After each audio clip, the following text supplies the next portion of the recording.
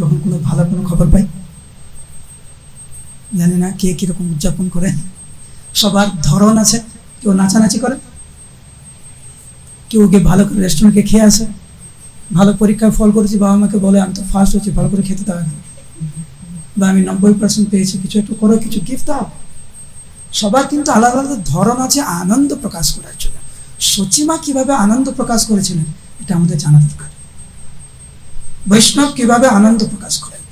ছোট্ট নিমাই, একটু আগে ফিরে যাচ্ছে। আরে নিমাই তখন কথা বলতে জানে না, একটা দুটো শব্দ ভাঙা ভাঙা শব্দ বলে, কিন্তু মা এখনো বলতে শিখেনি, এত ছোট। একদিন সচিমা নিমাইকে কোলে করে অনেক আদর করছে, দেখতে এত সুন্দর নিমাইকে। সচিমা তখন নিমাইকে বলছে, নিমাই তোকে দেখতে এত সুন্দর, তোকে দর্শন করে আমার চোখের সার্থকতা, তোকে সন্তান রূপে গ্রহণ করে মা হওয়ার সার্থকতা আমি অর্জন করেছি।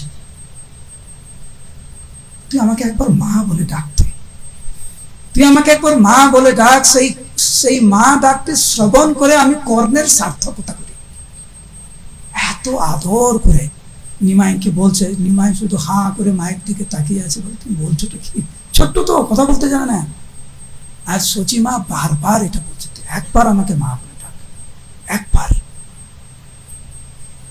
মাকে খুশি করার জন্য এই নিমাই প্রথমবার, একবার না বারবার এই প্রথম মা বলে ডাকতে শুরু করলেন। সচিমা এত আনন্দ পেয়েছে, সে আনন্দ প্রকাশ করবে কি করে। সচি মায়ের কাছে আজ হচ্ছে মহোৎসবের দিন। কিসের মহোৎসব? যে আজ এই দিনে আমার সন্তান আমাকে মা বলে ডেকেছে, কিছু একটা করা উচিত।